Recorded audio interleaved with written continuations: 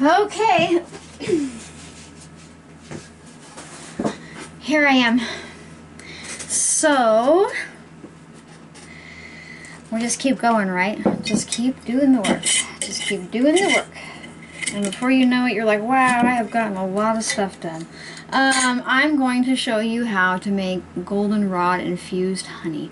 And that is as simple as it sounds. Now, maybe you watched my other goldenrod videos, maybe you watched my tincture video, but maybe you're just now coming across this, so I'm going to repeat myself a bunch again. Because to you, it's not repeating, it's just a video you're watching. Okay, so I went out and I harvested a bunch of goldenrod, which is really early season for us, but she's here, so that's what we're going to do.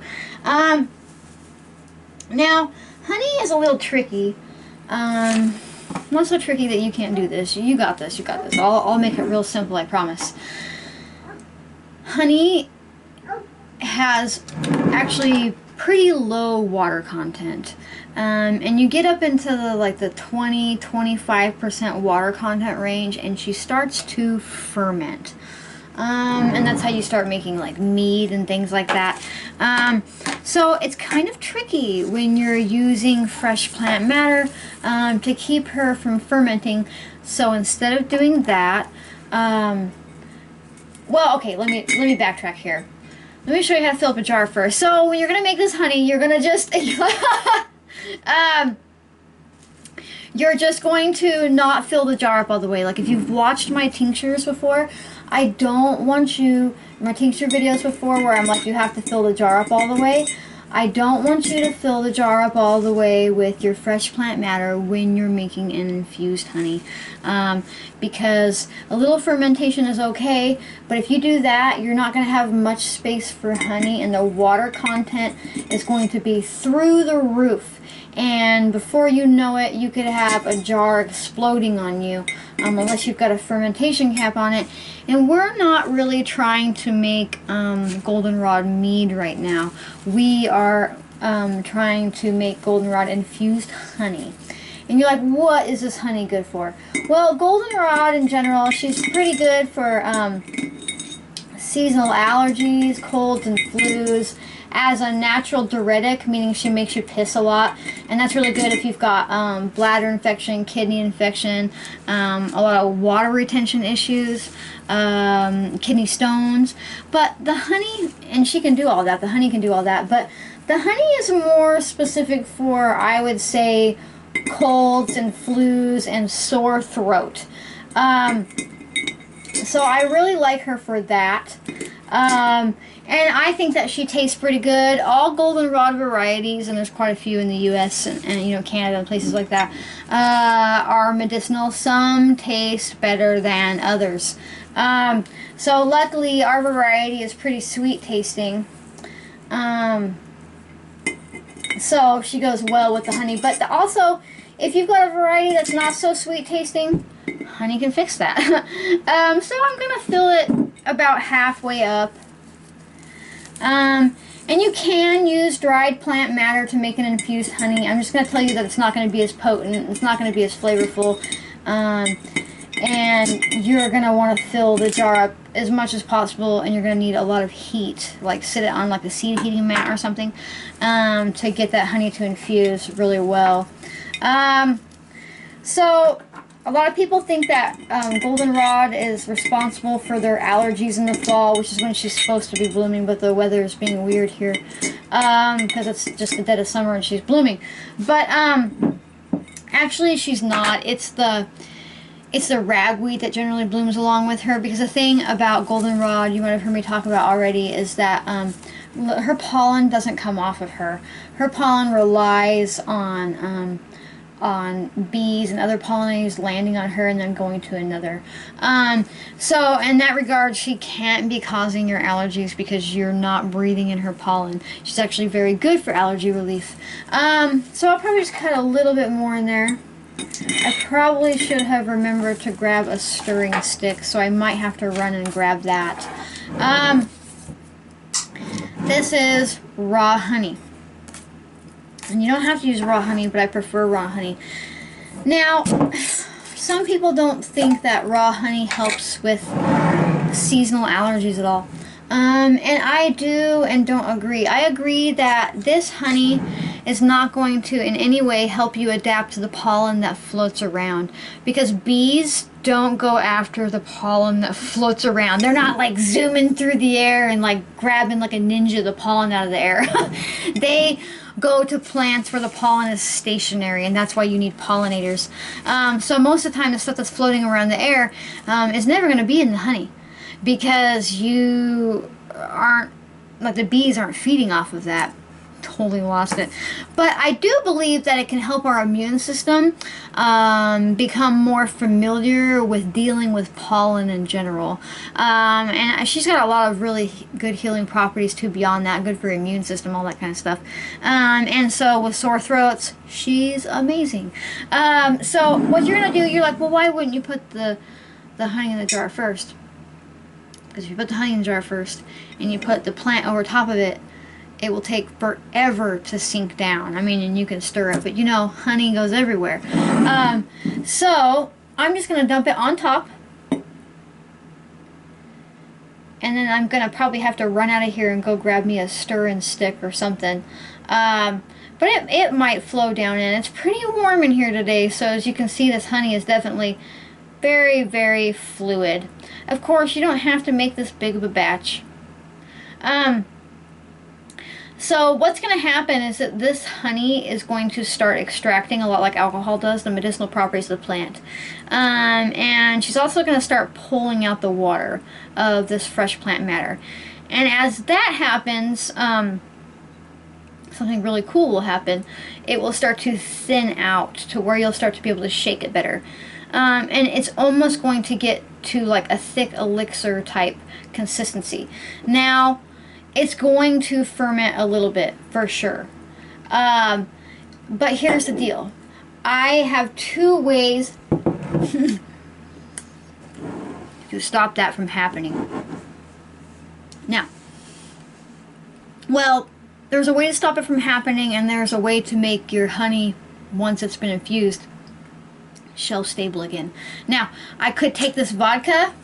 There's probably a little less than a cup there, but pretend there's a couple cups there, or a cup. And I could dump a cup of vodka into this jar. For one, it's going to help thin out. It's going to help thin out the honey. I've got honey in my dying from the honey in the back of my throat.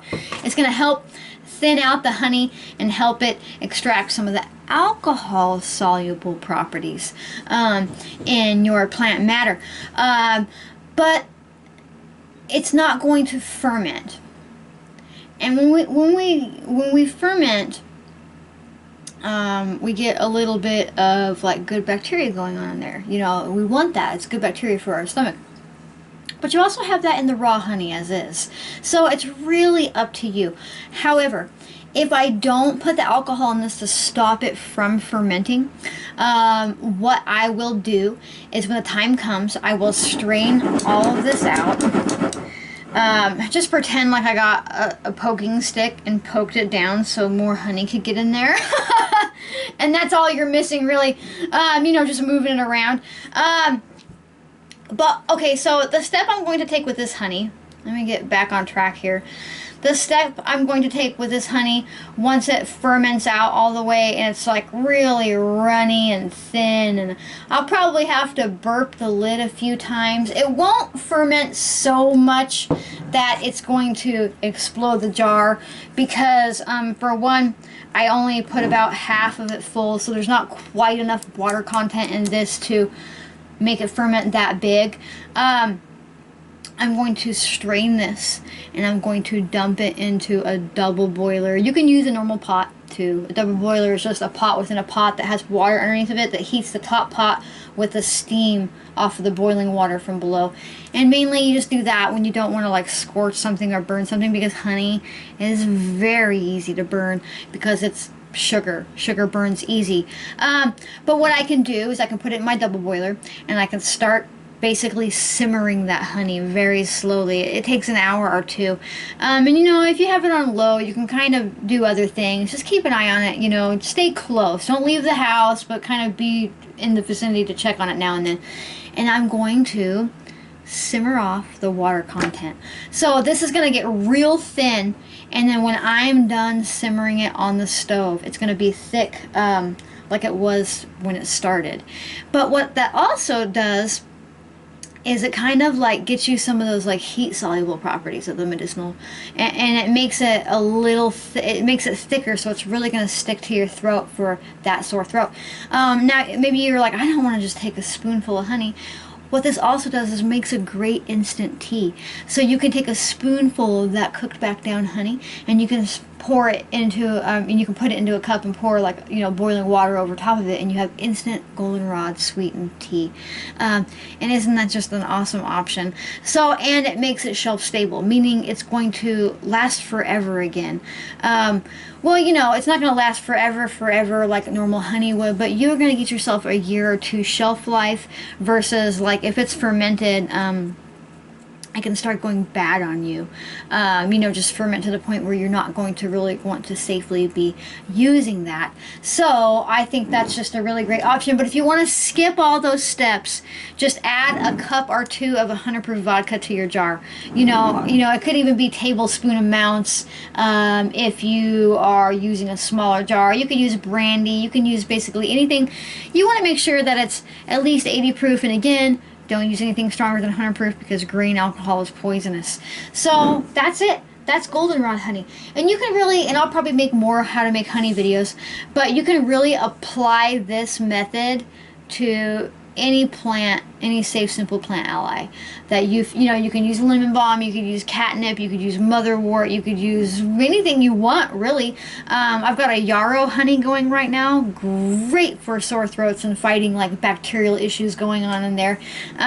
So anyhow, you are smart enough to cut up a plant and dump some honey in a jar. You really are. You really are. Don't let anybody tell you otherwise. So the next thing I'm going to do, just chaos here for making all this goldenrod stuff. The next thing I'm going to do is write on here what it is. So raw honey, goldenrod, and then I'm going to check that it's honey, and I'm going to note the date that it began. So 7/21/18, and then I'm going to check that it's wild crafted. And then I'm going to put where I got it from.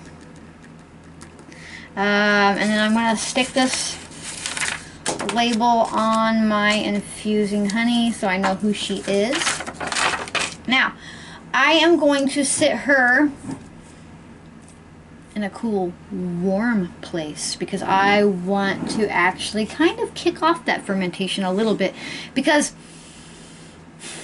fermenting means it's turning into alcohol.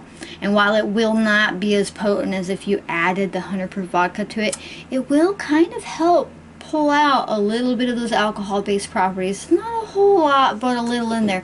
And the warmth is going to kick that off. And I really like to use a seed heating mat. They're cheap on Amazon, or you can find them locally. Somebody got into gardening, bought all this stuff. You know how it goes, and they decide not to do it. Now they just got all this stuff laying around. You can give them $5 for it. But you can usually hop online and find them for pretty cheap. And those are great. They're just a thing you plug in, and they automatically get to like 72 degrees. So it's just warm ambient heat underneath it at all times. And that's just going to help kickstart the process, thin it out more, just help it infuse better. And then I'm going to let that go for about, I don't know, 3 to 6 weeks. You can really judge it. Mainly if it stops bubbling. If it stops bubbling, she's ready to process. If you're using vodka, you can go, you know, up to 12 weeks or so. And then you're just going to want to find something that you can strain the plant matter out of it. Or some people leave it in there and you can just start spooning it out and using it as is if you aren't going to be simmering it down. You can just pop it in your fridge if you don't want to do the simmer method, but you also don't want to use vodka, you know, and it'll keep pretty well in there. The cold will make everything just stop. It'll just stop all fermentation. It'll just stop all bacterial growth for the most part. So, anyhow, it makes music sometimes too. If you like learning about these plants in just a super simple way, if you like hearing this stuff simplified, if you like hearing me rant and ramble about things, do me a favor and subscribe, as well as turn on notifications. That way you don't miss out on my videos when I upload them. And then like and comment. That really helps me know that you are here with me and that I'm not doing this all alone, that I'm not just speaking into the void. And it helps other people find me, because it tells YouTube that my videos are worth suggesting to people. And speaking of finding me, come find me on Instagram. I'm on there like daily, all the time, talking about all kinds of things, not just about plants. But I do share so much information. I try really hard to give this out, this safe, simple medicine. You know, you are smart enough to do this, and I want you to know that, so I want to give you all of these tools and know how to do it. And then, you know, you can find me on my website. You can read more about me. Just come interact with me. I like to interact with people. You're a human, I'm a human. We can talk about things. So, anyhow, thanks for watching, and I will see you next time, okay? Bye.